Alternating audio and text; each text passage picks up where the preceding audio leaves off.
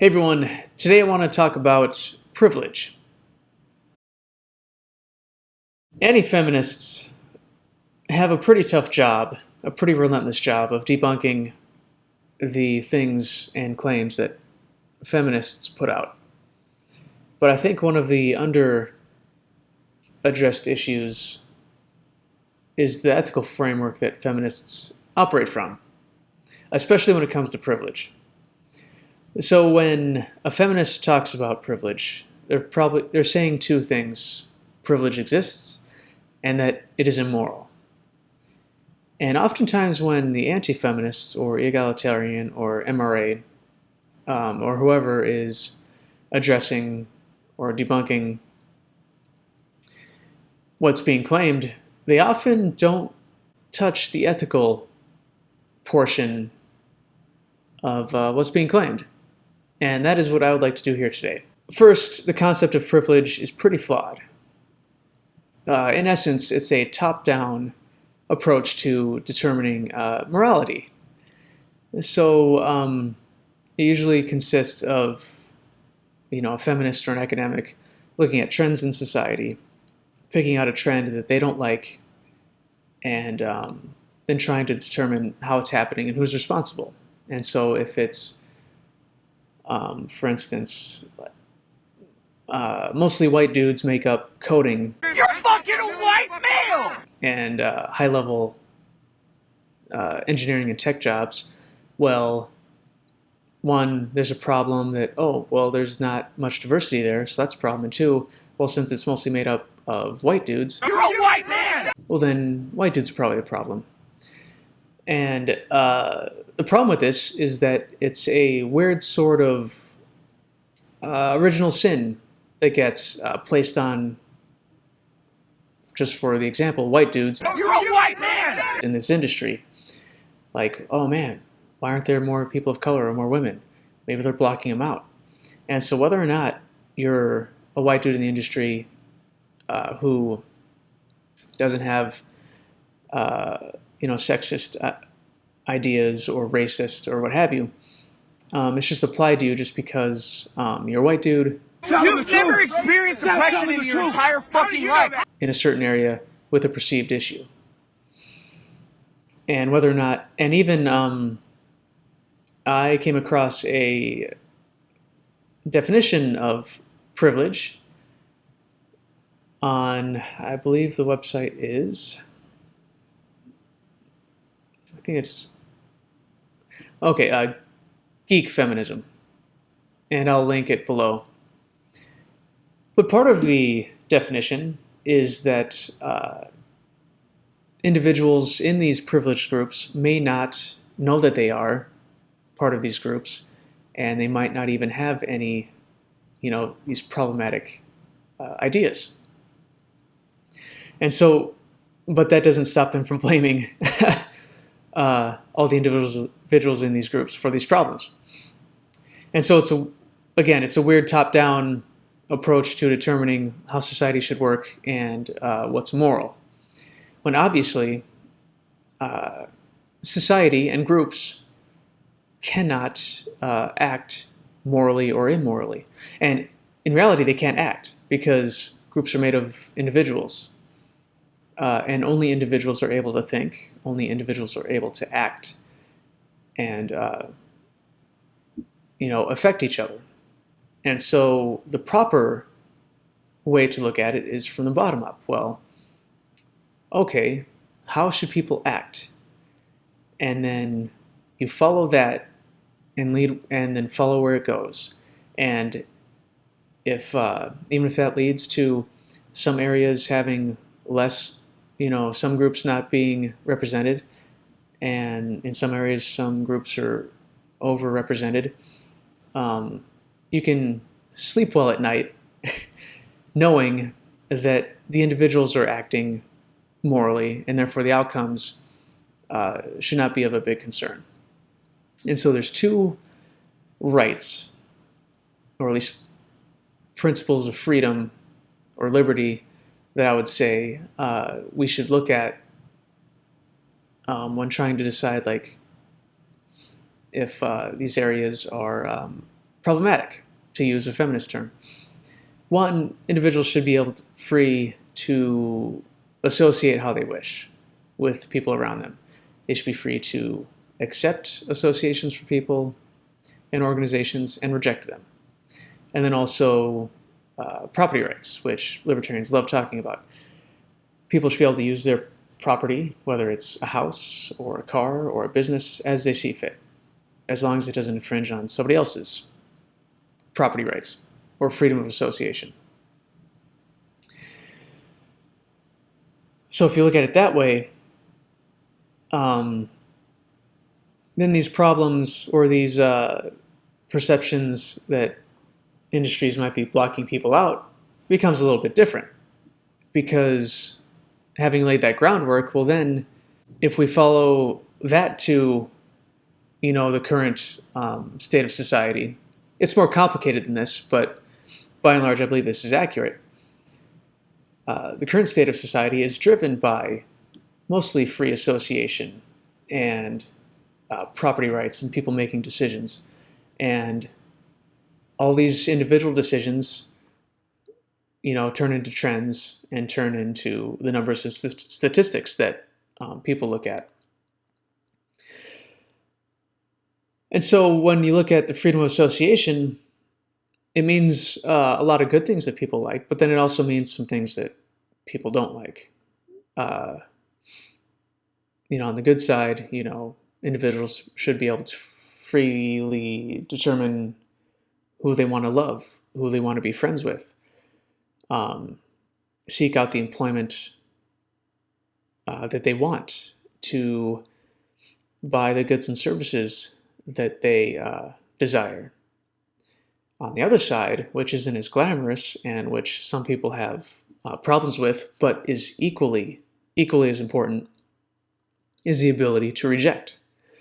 The ability to reject romantic advances, which feminists highly, rightly so, value, and I value too. The individual's ability to reject friendships. And then also, on the flip side, this is where people might trip up a little bit, but it's completely logically and morally consistent, is if you're a business, you get to hire who you want, and you get to reject who you want. And then also, if you're a business, you get to engage in business with people that you want, and you get to reject individuals who you do not want to do business with. And so these are two sides of the same coin. And if you start cutting at one side, you're just diminishing the freedom that everybody has. And you're starting to get into the weeds of like, what relationships should we allow? What relationships should we enforce? What, rejections should we prevent people from making? And that gets muddy, and it's totalitarian and authoritative, and all it does is gives power to a bunch of people that we don't want to have power and to dictate how we live our lives. And that is the cornerstone of why I say privilege is moral. If we're talking about a popular issue that feminists will throw out that I think is part of their conception of privilege, is the wage gap. Well, if we look at individuals acting and we keep those two principles in mind, well, what do we have? We have women who have sent in resumes or sought employment with a company or an employer. The company responded and said, hey, okay, sure, we'd like to hire you for this amount of compensation and at this position. And then, women come back and they either accept or reject that, offering from the employer. And so if we look at that, and then obviously nowadays we can crunch numbers and aggregate and stuff. And if there is truly a wage gap that comes up, well, then it's still moral because all the small pieces, all the small interactions between women going out to employers and employers offering pay is completely permissible. Because if women don't want that level of pay, if they feel they're getting cheated, well, then go somewhere else or start your own business. It's not the warm and fuzzy answer. It's not entirely pleasant. There is a kind of a, if it is intentional, if there is rampant sexism driving down the wages of women, that's distasteful. And sure, there should be campaigns and voluntary means of trying to convince employers to pay women on par. But fundamentally, it's voluntary associations with employers exercising property rights over their damn property. And so you can't force them through the arm of the state into doing something that they wouldn't otherwise do. And that's the biggest problem with this whole concept of privilege, is because it's used as a hammer to hammer other people into acting like you want them to. Well, I guess it's more used as leverage to get the government to do it. I guess that would be a better analogy. But if you want to, talk about privilege and try to educate people and voluntarily get people to close the wage gap, well then, by all means, I'm all about the exchange of ideas and the marketplace of ideas. But the government is where the problem is, and that's fundamentally, I guess, why I'm making the video.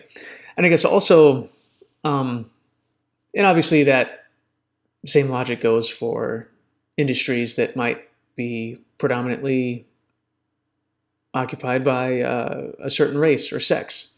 I mean, you have a lot of people arguing that, oh, well, they're mostly white dudes who are coding for Facebook or Google or Apple. Well, they're also mostly women who are nurses in hospitals all across the U.S. But feminists never, lament about that. They never get their underwear in a twist over that. It's only about, oh, well, women aren't represented here. Well, yeah, but men aren't represented here. So it's definitely not. It's not concepts in privilege aren't really taken even-handedly, and therefore I don't think they are approached honestly. And all this goes the same for if it's sex or race or socioeconomic status. As long as nobody's getting assaulted or stolen from, well, then you kind of have to let it go, because it's not the state's job to make people better, to make people moral. It's incapable of doing that. And so, yeah, and I completely agree with BET's right to employ only black people in their media outlet. That's completely their right. I support Huffington Post's women's page or blog to be completely made up of white, middle-class women. That's their right. They're doing nothing immoral in my eyes. And so if we're being consistent, well then other industries and employers should have the same right. And I guess the last example would be the claim that women are objectified in society. And, maybe that's the case. Even if they are, well, guess what I'm going to say next? Well, let's see. Is anybody forcing women in popular media to take on certain roles and to objectify themselves? Well, no, they freely choose it. And so if anything, women objectify themselves. And there's also the argument that well, in Hollywood we have this, and in media there's this, really, really high standard of beauty that apparently is damaging to people. I mean, I don't understand how they don't see that the same thing goes for men. because in all the superhero movies and a lot of movies, there's dudes running around and at 7% body fat, which is completely unhealthy. And unless you're on steroids, you can't even get a boner. So on the level of unhealthy beauty standards being pushed, it's equal for both sexes. Come on. We got Barbie for women and we got He-Man for men. Both completely unrealistic standards for people to shoot for. And as far as women feeling that there are beauty standards that make them feel ashamed or down on themselves and stuff, unfortunately, guess what? That's your problem. That is an internal conflict between how you want to look and how you actually look. And it's going to be up to you to determine if you want to stay how you look or change your look to better meet your expectations and your goals for yourself. No one's oppressing you.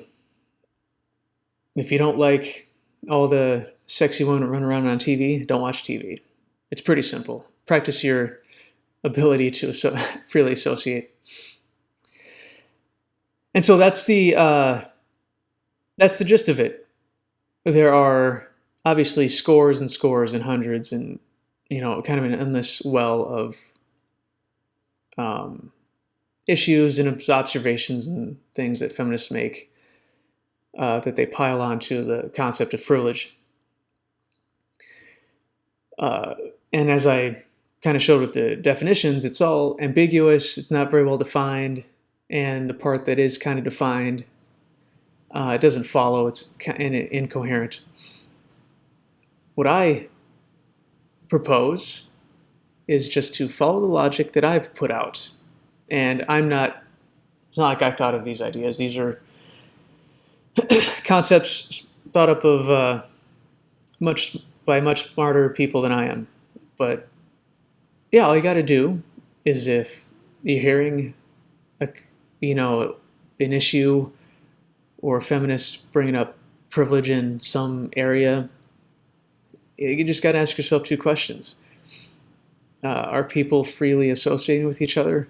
And are people being free to exercise their property rights without infringing on others? And if the answer is yes to both, well then you're probably looking at something that on its face is moral. And I would advise, if you still think it's a problem, that you exercise your freedom of association and mind your own damn business. Thanks for listening. I will talk to you later. Live free.